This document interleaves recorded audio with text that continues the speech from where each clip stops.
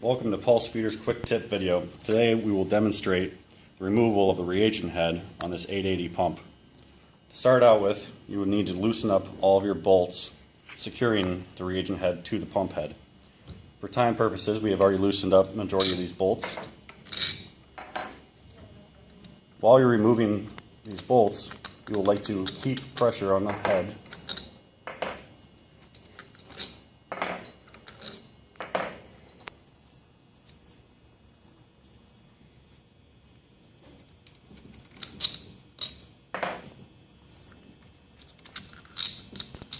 All the bolts are removed. You can then remove the reagent head.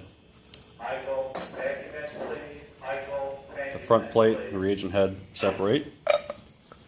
It's important when you remove the reagent head to inspect the dish plate, and you will see you will have a port at 12 o'clock, 3 o'clock, 6 o'clock, and 9 o'clock.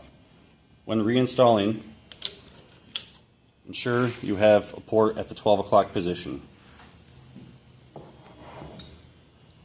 When you receive your new reagent head, verify the diaphragm is in good working condition, and then you will line up with this plate, place back on the pump head, install your bolts,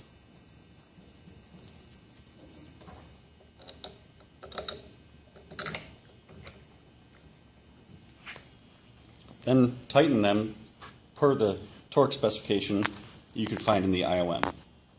Once that is installed and torqued, you can then prime the pump head and your pump is ready for service. Thank you very much.